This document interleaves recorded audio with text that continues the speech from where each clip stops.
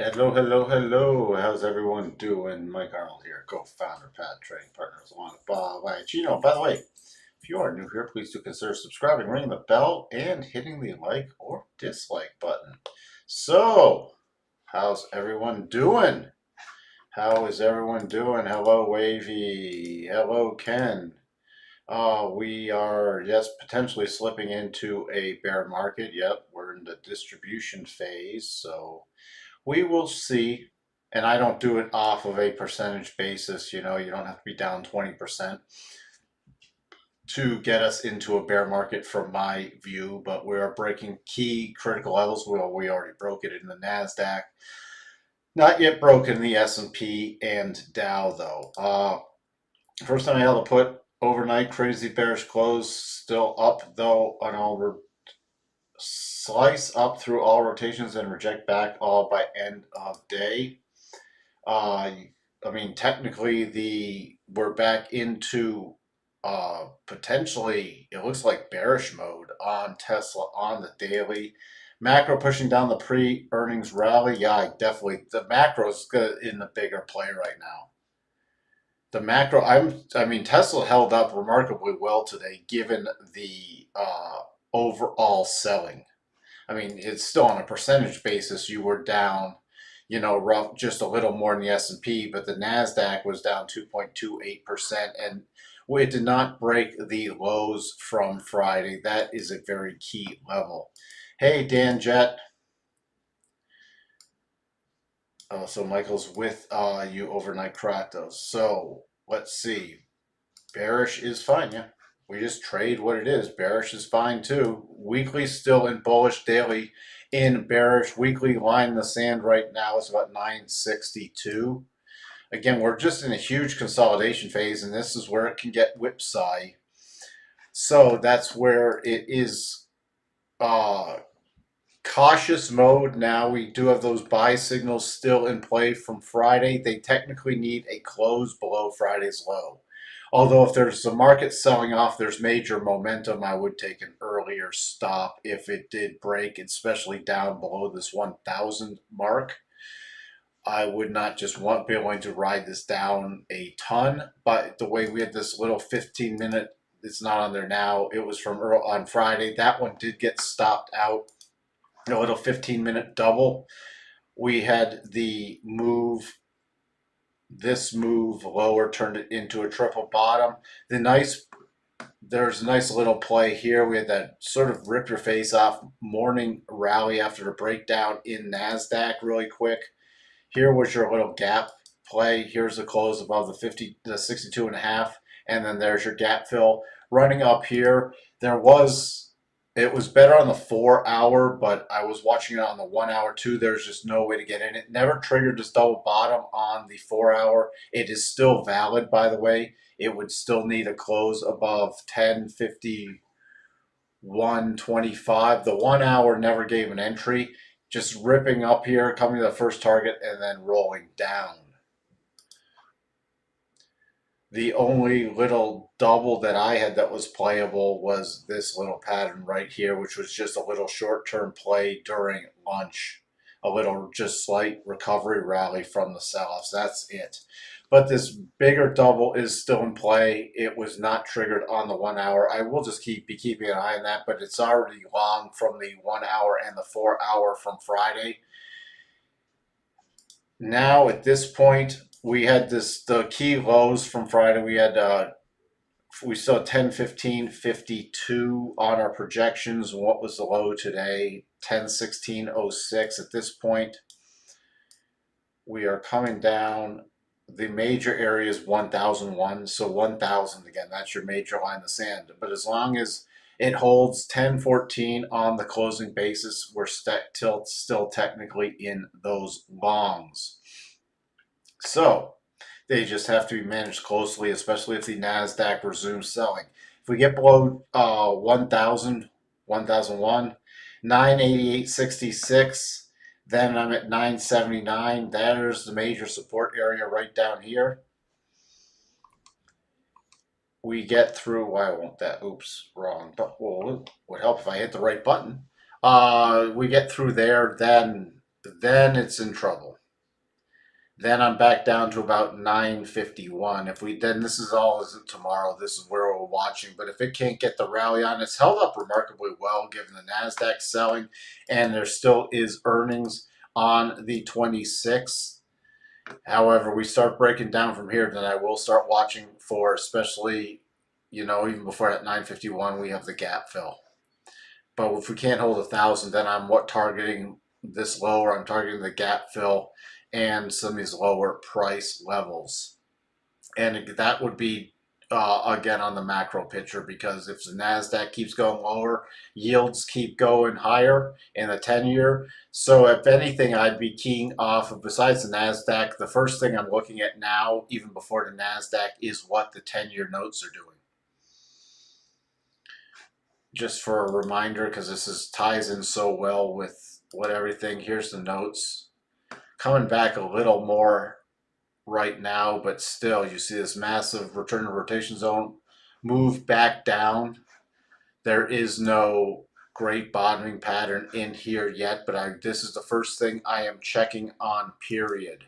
Before even the NASDAQ, I am checking on the notes. So keep an eye. If this starts bouncing and NASDAQ can catch a bid, then I'm going to use that information with Tesla. If the notes head lower and the NASDAQ rolls over, then again, the plays are to the short side. Let's see what else we have. Again, with this hitch in there, I'm just paying attention tomorrow to this 1051.70 area, 1051.25 actually. Let me move it there. 1051.25 above there, I will be in short-term bullish mode. Below there, I am favoring neutral mode unless we do break below 1014. Then I'm targeting the 1,000, then 988s. To the upside above 1025, especially on a 1 hour closing basis, then I'll go back to targeting 1068. 1077 and 1086 to the upside, and just managing the long trades with raising stops as long as they are not stopped out before then. That's really about it. I mean, everything's, you just got to judge right now off this short term, the trading of the broad market, especially in the notes in the NASDAQ. Hello, Kalani. Welcome, welcome, welcome. BTC and NASDAQ showing they are up for one more downside movement. This Tesla strength could fail and drag down by its main asset and market. Yeah, it could easily. It could easily. So you think one more push to the downside? Would not be surprised to see that happen. NASDAQ Composite passed the 200-day EMA for the first time since April 2020. Yep. The NASDAQ Composite, not the overall NASDAQ we follow. And I don't really follow the composite that much. So it's in cautionary mode right now. Good, you're using the 2262.5. I'm glad that shifted you to bearish. So overall, I mean, just look at the rotation zone. The 1 hour rotation zone is bearish. The 4 hour rotation zone is bearish. The daily shift to bearish. The only thing left that's bullish is the weekly. You break below the weekly, shift the weekly to neutral, and everything else being bearish, I will really start targeting bigger moves downward. Longer term. Can you elaborate more? I was not watching the Q's calls on the close. What was going in on the Q's? Let me know, Rich. On option, yeah, the calls on the option market. Yep. But what strikes were going off? I did not check that out. I don't have that trading platform open right now. There's the Q's, by the way. You see, even with this close. So Friday's close. Oh, that's the weekly. But here you go. Even we've had, this is the first close. It's back down into, and this is similar to NASDAQ, into this this clear path move. Next target area on the Qs are 365 and then 364.08. And again, major resistance is this 379.50 to 380 area. So even on any rally, even back above there into the rotation zone, it's to be sold at this point. Tesla was doing some heavy. I mean, Tesla held up, has still holding above Friday's lows, and that's the key line in the sand for me at this point. So as long as those lows hold, I'll continue to watch because I have to play the probabilities with those two buy patterns, which are decent probabilities. But if they get stopped and it rolls over, then it's going after the short side again. Other than that, not much else to talk about. So that's all I'm seeing. I'll have to check out those options to see what's going on with the Q options to see anything else and what's going on. I will be paying very close attention once it resumes trading with the NASDAQ, especially with the European Open. That's what I will have to set an alarm and start watching the European Open tonight. So I might be even more tired tomorrow because I watched it last night too, which was the first warning sign with this sell-off, especially since it was holding going into European Open right at the key trend line, and then just boom, and then it could not get besides this little flag pattern coming up here to retest the prior support becoming resistance with the sell-off from the European Open. It we're just rolling over the rest of today. I am just keeping an eye though. We do have some divergences setting up, so it is running out of some downside momentum. So that's why I'm keeping a close eye in case there is a pop in that. Other than that,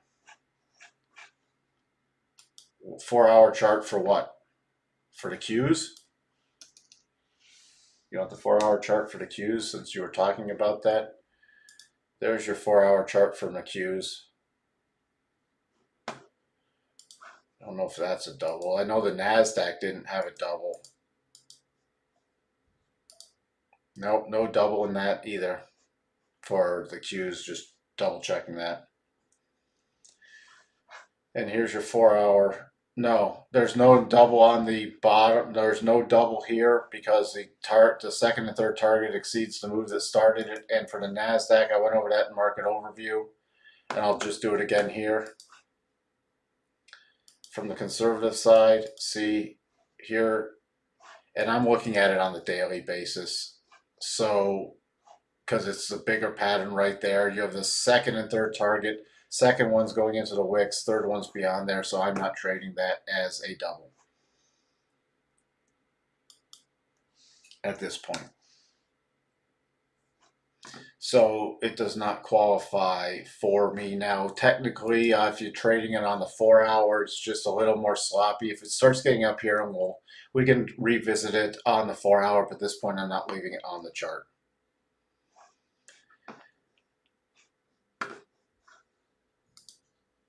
Nope, NASDAQ not completely oversold yet, at least on the daily. But I'm going to start watching at least for some kind of short-term bottom putting in shortly and then a rally to be sold.